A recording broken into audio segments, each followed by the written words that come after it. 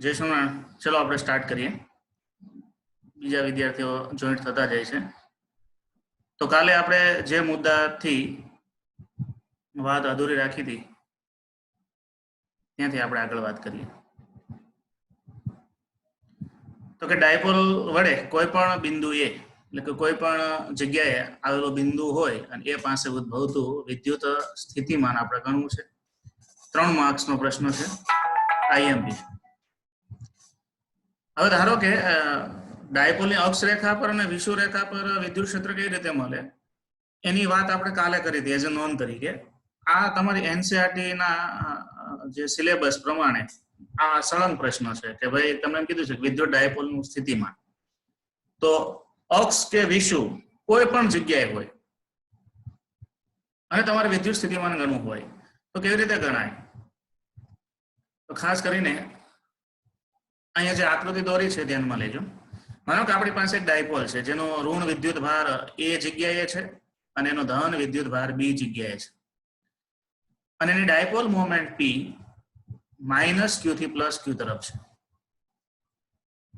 બરાબર। એનું કેન્દ્ર ઓ છે, કેન્દ્ર સાથે થીટા ખૂણો બનાવે એ દિશામાં જેનો સ્થાન સદિશ હોય ત્યાં એક બિંદુ સી આવેલું છે એટલે સી બિંદુ છે। સી બિંદુ એવું છે જ્યાં આપણે વિદ્યુત સ્થિતિમાન ગણવાનું છે। જે બિંદુ આપણે વિદ્યુત સ્થિતિમાન ગણવા માંગીએ છીએ એ સી બિંદુ છે અને એ ડાયપોલ મોમેન્ટ સાથે થીટા જેટલો ખૂણો બનાવે છે। ડાયપોલ છે બિંદુવત હોય, અતિ સૂક્ષ્મ હોય ત્યારે આ થીટા હોય તો આ માઇનસ સાથેનો ખૂણો પણ થીટા લઈ શકીએ, એ વાત પછી આવશે।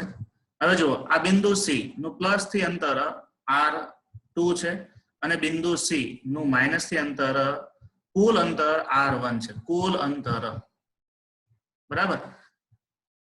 હવે બી બિંદુએથી એ અને સી ને જોડતી રેખા પર એક લંબ દોરવાનો। અહીંયા વિદ્યાર્થી થોડી ભૂલ કરી છે, ખરેખર અહીંયા લંબ નો આવે, આ છે થોડું અહીંયા આવે અને બહુ નાનો ડાયપોલ બનાવવાનો હોય તો એ વસ્તુ બને, પણ આપણે એવું ધારીએ કે બી બિંદુએથી આ લંબ દોર્યા એટલે એમ સી નું અંતર અને બી સી નું અંતર આ બંને અંતર સમાન થાય। ખાસ યાદ રાખજો આ એ થી કુલ અંતર છે R1 છે, બરાબર। એમાંથી એમસી તમે બાદ કરી દો, બરાબર। તો આ એમસી અને બીસી બે સમાન હોય તો આ અંતર કેટલું વધશે? તો કુલ અંતર R હતું એમાંથી R2 બાદ કરો એટલે R1 માઇનસ R2, તો કુલ અંતર કેટલું છે એ થી સી સુધીનું? એ R1 છે, બરાબર। એમાંથી એમસી બાદ કરવાનો, એમસી બાદ કરો એટલે તમને એ થી એમ સુધીનું અંતર મળે। ખાસ આપણે જરૂર છે એમ અંતરની, તો એમ બરાબર શું થાય? તો કે એસી માઇનસ એમસી, બરાબર। પણ એમસી કેટલું હોય છે? R2 જેટલું, એટલા માટે આ એસી R1 માઇનસ R2 લખવાનું છે, આડેની વાત આવશે। એટલે આ આકૃતિની ભૂમિતિમાં ખાસ R1 minus R2 is equal two AM કેવી રીતે આવે એટલું જ તમારે ખાસ સમજવાનું છે, બાકીના બધા મુદ્દાઓ કોમન છે। ચલો આકૃતિમાં દર્શાવ્યા મુજબ ડાયપોલના બિંદુઓ વિદ્યુત ભાર માઇનસ ક્યુ અને પ્લસ ક્યુ વચ્ચેનું અંતર 2a છે। ડાયપોલના કેન્દ્ર O થી R અંતરે બિંદુ C આવેલ છે। સ્થાન R ડાયપોલ એટલે આ સ્થાન સદિશ R ડાયપોલ P સાથે ડાયપોલ મોમેન્ટ, અહીંયા ડાયપોલ મોમેન્ટ ઉમેર થઈ ગયો, ડાયપોલ મોમેન્ટ P સાથે થીટા કોણ બનાવે છે, બરાબર। માઇનસ ક્યુ અને પ્લસ ક્યુ થી અંતર અનુક્રમે R1 અને R2 છે। માઇનસ વડે અને પ્લસ વડે સી પાસે મળતું સ્થિતિમાન V પ્લસ અને V માઇનસ છે, તેથી સી પાસે કુલ સ્થિતિમાન V બરાબર V plus plus V minus, બરાબર। તો હવે V પ્લસ કેટલું હોય? તો V પ્લસ પ્લસ વડે કેટલું દૂર છે પ્લસ થી? તો R2 જેટલું, એટલે કે ક્યુ ના છેદમાં R2 પ્લસ કે માઇનસ ક્યુ ના છેદમાં, કારણ કે ઋણ વિદ્યુત ભારનું સ્થિતિમાન ઋણ હોય એટલે R1, કારણ કે A થી C સુધીનું કુલ અંતર લેવાનું છે। ચલો આકૃતિની ભૂમિતિ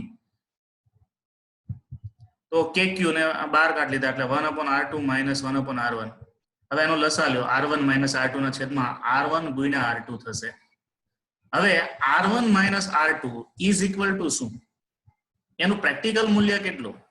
એની જરૂર પડે છે, એટલા માટે આ આપણે આકૃતિમાં r1 - r2 બરાબર am તરીકે બતાવ્યું છે. ફરીથી હું રિપીટ કરું છું, a થી c સુધીનું અંતર કેટલું છે? તો કે r1 છે, બરાબર. આ લંબ અહીંથી દોરો, આ થોડો આ બાજુ દોરાણું છે, પણ આ થોડો આ બાજુ લઈ જાઓ, એમ બિંદુને થોડોક આ એ બાજુ લઈ જાઓ, તો તમે જુઓ તો M C is equal to BC, આ બંને સમાન થાય, બરાબર. તો આ આખા અંતરમાંથી એટલું તમે બાદ કરી દો તો એ આટલું અંતર શું છે? એ r2 જેટલું છે, એટલે એ કેટલું વધશે? am બરાબર r1 - r2. તો am બરાબર r1 - r2. આકૃતિની ભૂમિતિ પરથી ચલો આ જે ત્રિકોણ છે AMB, ત્રિકોણ AMB માં cos θ મૂકો. cos θ એટલે પાસેની બાજુ છેદમાં કર્ણ. ધ્યાન આપજો, ત્રિકોણ AMB કયો છે? કાટકોણ ત્રિકોણ AMB માં પાસેની બાજુ cos θ, પાસેની બાજુ કેટલી થાય? am ના છેદમાં કર્ણ કેટલો થાય? 2a જેટલો થાય. એટલે cos θ બરાબર am ના છેદમાં 2a થશે,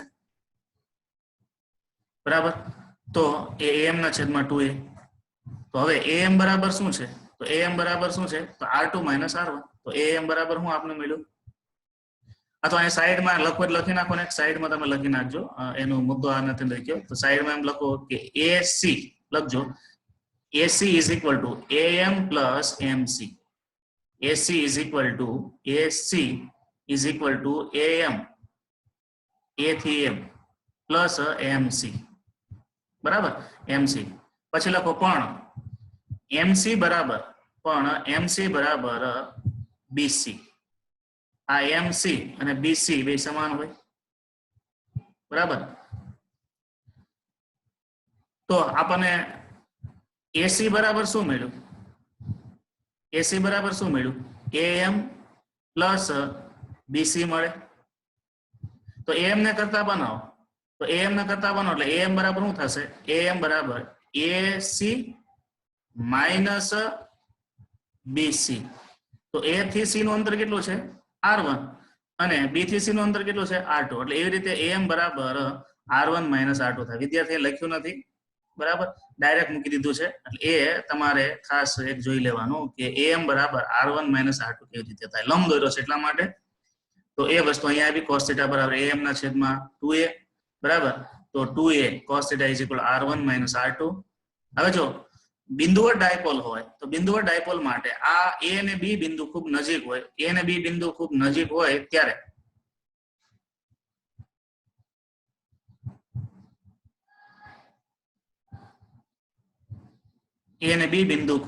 હોય ત્યારે r1 એપ્રોક્સિમેટલી શું થાય? r2 થશે. r1 એપ્રોક્સિમેટલી r2, એટલે r1 એપ્રોક્સિમેટલી r2 એના ઇઝ ઇક્વલ ટુ આપણે શું ધારી લીધું? r. તો ઉપરના સમીકરણમાં બધી કિંમત મૂકો. તો r1 - r2 ની જગ્યાએ શું આવશે? am, અને am ની જગ્યાએ શું આવશે? 2a cos θ, બરાબર. તો kq 2a cos θ ના છેદમાં r1 is equal two r2 is equal two r, એટલે r સ્ક્વેર થઈ ગયો. તો 2aq બરાબર શું થશે? k, અને આ p થશે. 2aq બરાબર p, એટલે kp cos θ ના છેદમાં. આમ મોસ્ટ આઈએમપી સૂત્ર, કોઈ પણ બિંદુ માટે ડાયપોલ વડે કોઈ પણ બિંદુએ ઉદ્ભવતું વિદ્યુત સ્થિતિમાન kp cos θ ના છેદમાં r સ્ક્વેર. ખાસ યાદ રાખજો, cos θ k એટલે તો કુલંબ અચળાંક છે, p એટલે ડાયપોલ મોમેન્ટ, r સ્ક્વેર એટલે એના કેન્દ્રથી અંતર, અને cos θ ઇઝ ઇક્વલ ટુ, ધ્યાન આપજો, cos θ એટલે કયો ખૂણો? તો કે ડાયપોલ મોમેન્ટ. ધ્યાન આપજો, ડાયપોલ મોમેન્ટ અને ડાયપોલની કેન્દ્ર અને ઓબ્ઝર્વિંગ પોઈન્ટ એ જોઈન્ટ કરતી રેખાએ બનાવેલો ખૂણો. આ પણ θ હોય, આ પણ θ હોય. કારણ આકૃતિ છે અતિ સૂક્ષ્મ લેવાની છે. અતિ સૂક્ષ્મ આકૃતિ હોય ત્યારે આ વસ્તુ લાગુ પડી શકે, બરાબર. તો આપણે પેલા ટોપિક પૂરો કરી, પછી તમને કોઈ પ્રશ્ન હોય તો એ હું તમને ફરીથી રિપીટ કરું. ખાસ તો આકૃતિની ભૂમિતિ, જો કે તમારે એ ગ્રુપમાં વાંધો નહીં આવે.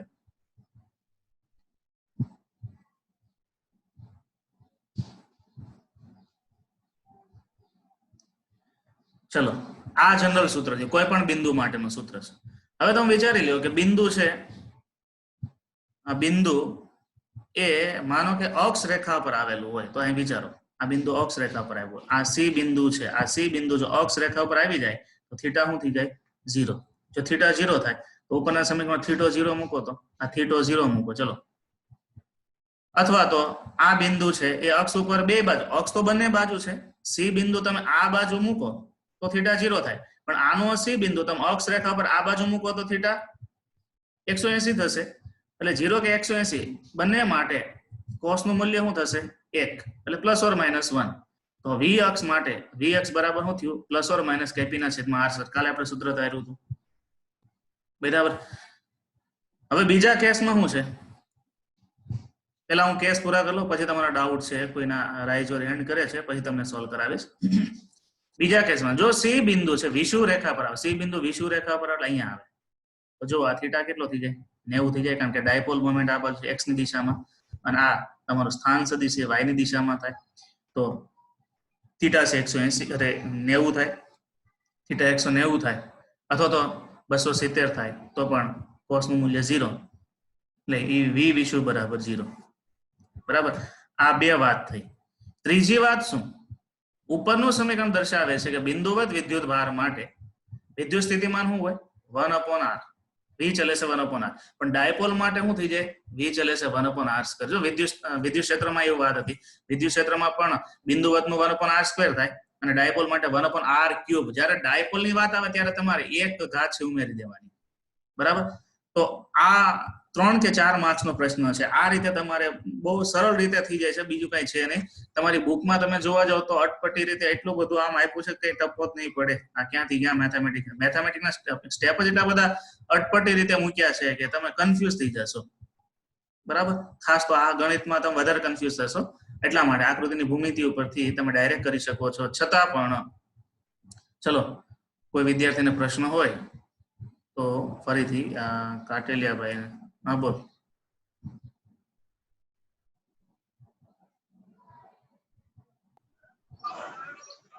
હેલો સર હા બોલ ભલે 2a cos θ થી ફરી સમજાવો તો 2a cos θ છે ને ખાસ ધ્યાન રાખજો કારણ કે વિદ્યાર્થી જે આકૃતિ ડ્રો કરી છે ને એમાં થોડુંક એને જે વસ્તુ મેન્ટેન કરવી પડે ને એ મેન્ટેન નથી એટલે ખાસ ધ્યાન આપજો 2a cos θ વાળો ફરીથી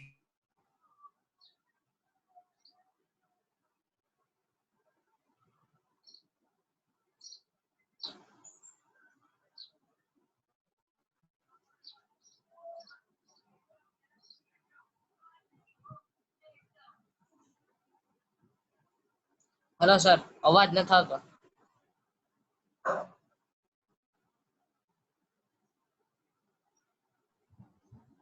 હાલો હવે હા મેં તમને ગણિતમાં આકૃતિની બાજુમાં સ્ટેપ લખાવવાનું શું કીધા AC ઇઝ ઇક્વલ ટુ શું લખવાનું હતું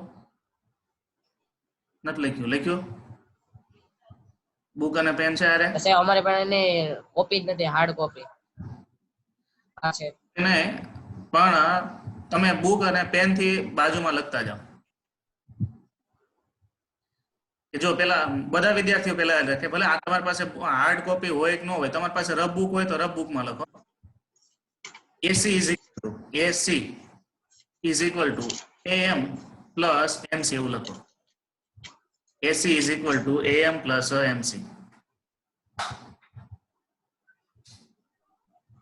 બરાબર પણ MC અને BC બે સમાન છે તો તમારું સ્ટેપ થશે AC is equal to MC plus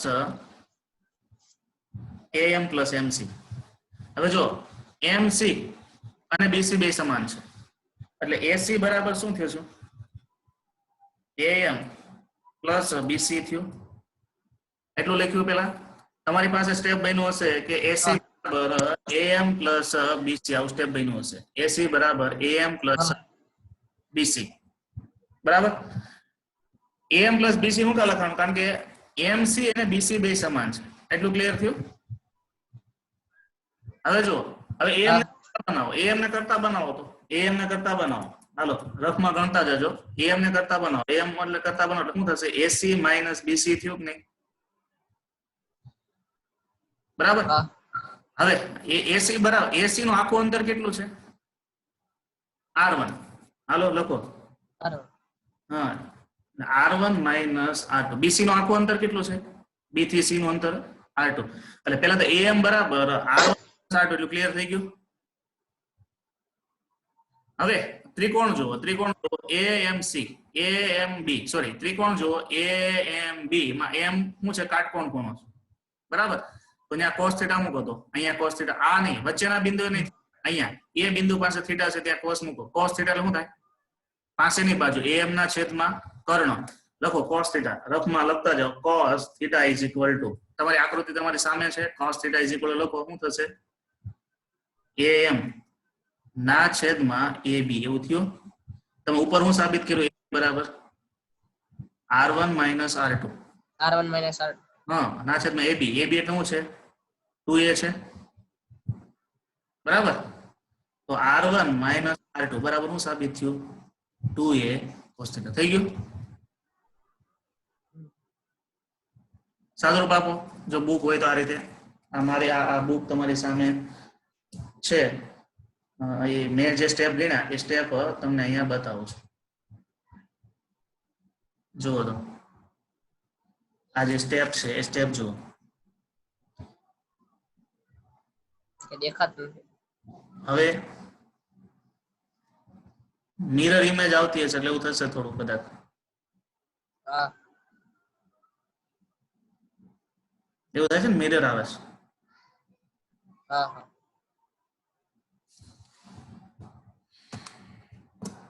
ચલો બીજા કોઈ વિદ્યાર્થીને.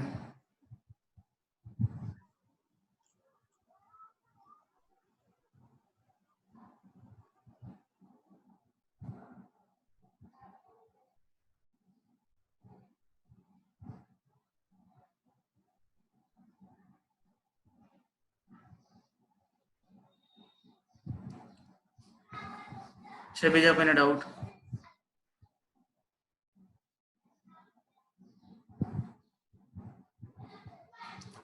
આગળના મુદ્દામાં જઈએ.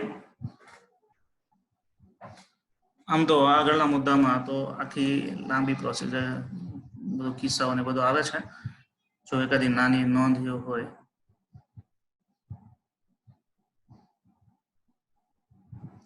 એક નાનો એવો પ્રશ્ન છે કે બુક પ્રમાણે આ રીતે આપ્યું છે કે n કણોના તંત્ર માટેનું વિદ્યુત સ્થિતિ લખો. મોસ્ટ આઈએમપી n કણો લખો. વિદ્યુત ભારિત n કણોના તંત્રનું વિદ્યુત સ્થિતિમાન. વિદ્યુત ભારિત n કણોના તંત્રનું વિદ્યુત સ્થિતિમાન. વિદ્યુત ભારિત n કણોના તંત્રનું વિદ્યુત સ્થિતિમાન. તો ચલો, n કણોનું તંત્ર હોય તો આ રીતે તમારે અનિયમિત તંત્ર તમારી રીતે આપણે કેમ તંત્ર માટે કે પેલા યામાક્ષ પદ્ધતિ વિચારો. તંત્ર હોય એટલે ત્રિપરિમાણમાં હોય. એટલે આ યામાક્ષ પદ્ધતિ છે, x યામ y યામ z યામ આકૃતિ દોરો તમારી રીતે. એમાં m q1 q2 q3 up to qn વિદ્યુત ભારિત કણો બતાવી દે. ચલો આકૃતિ દોરો અને એમાં વિદ્યુત ભારિત કણો દોરા. હવે આને વિદ્યુત ભારિત કણમાં વચ્ચે બિંદુ P બતાવ્યો છે. તમે સાઈડમાં પણ બતાવી શકો. બરાબર. આ વિદ્યુત ભારિત કણો છે Q1 Q2 Q3 અને Qn. અને એ વિદ્યુત ભારિત કણોની વચ્ચે કોઈ બિંદુ P છે. વચ્ચે પણ બતાવો તમે. P બિંદુની સાઈડમાં પણ બતાવો. પણ ખાસ યાદ રાખજો બિંદુ P નો સ્થાન સદિશ R છે. R જે સ્થાન સદિશ છે ને બિંદુ P નો છે. જે બિંદુ એ તમારે વિદ્યુત સ્થિતિમાન ગણવું. માનો કે આપણે P બિંદુ પાસે વિદ્યુત સ્થિતિમાન ગણવું છે.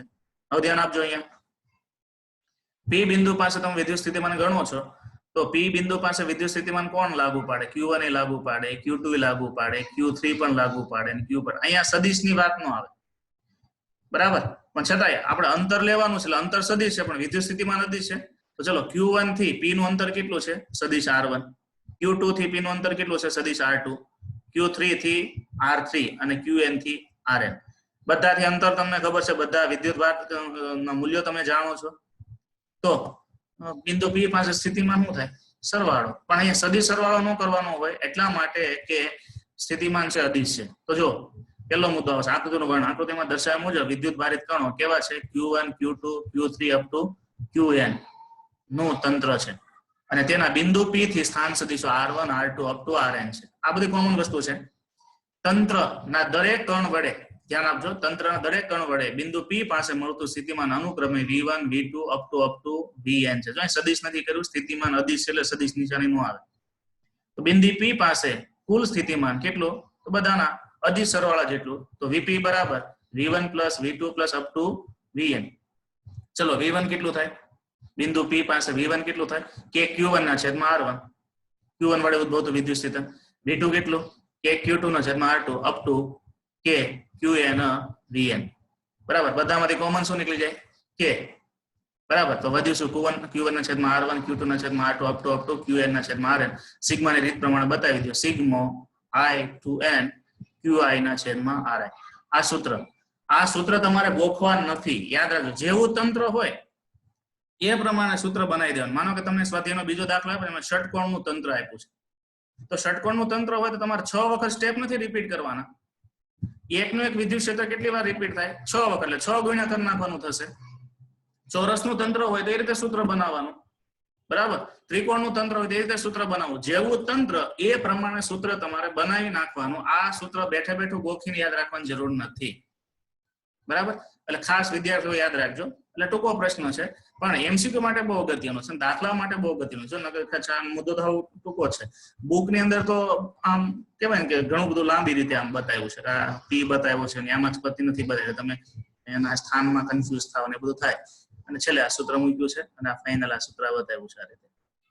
બરાબર, પછી ઉદાહરણ નંબર 2.2 આવે, પણ આપણે એ રીતે નહીં જઈએ, આપણે આપણી રીત પ્રમાણે જઈશું, પણ અહીંયા આપણે પૂરું કરીએ છીએ. બરાબર, આજે 2 પ્રશ્નો રાખ્યા, સ્વાધ્યાયનો બીજો દાખલો, પછી નોંધ, અને સ્વાધ્યાયના હવે પછીના જે દાખલા છે તંત્રો વાળા, તમારી રીતે ઉકેલવા ટ્રાય કરજો. સ્વાધ્યાયનો 14મો દાખલો અને એ બધા જે બધા દાખલા છે મોટા દાખલાઓ છે 3-4 માર્ક્સના, બધા જ તંત્રો છે. બરાબર, અને તંત્ર વાળાની ગણતરી આપણે કરવાની છે. પછી આપણે તટસ્થ બિંદુની નોંધ આવશે, અને તટસ્થ બિંદુ નોંધ પછી આપણે સ્વાધ્યાયના દાખલા અને ઉદાહરણ 2 ગણી શકશું. ઉદાહરણ 2 છે ને એ તટસ્થ બિંદુ વિદ્યુત સ્થિતિમાન માટેનું છે. તો વિદ્યુત સ્થિતિમાનનું તટસ્થ બિંદુ કેવી રીતે નક્કી કરી શકાય? જેમ વિદ્યુત ક્ષેત્રનું તટસ્થ બિંદુ આવે, વિદ્યુત સ્થિતિમાનનું પણ તટસ્થ બિંદુ આવે. તો આજે 2 થિયરી આપણે ભણ્યા, ડાયપોલનું વિદ્યુત સ્થિતિમાન અને તંત્રનું વિદ્યુત સ્થિતિમાન.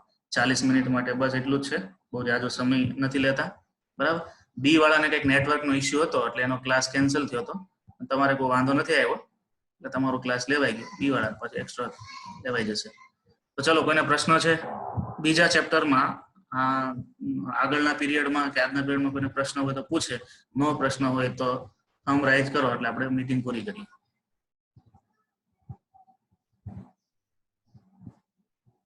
પ્રશ્ન હોય તો પૂછી શકે છે.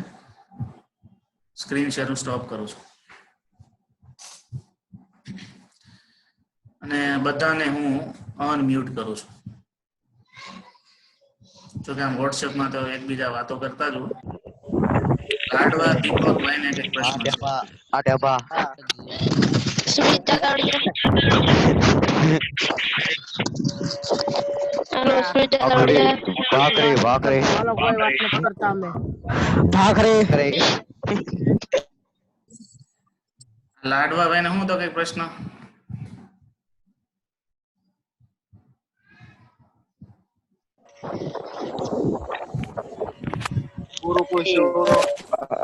હલો ભાખરી. કોને ભાખરી કોને યાદ આવે?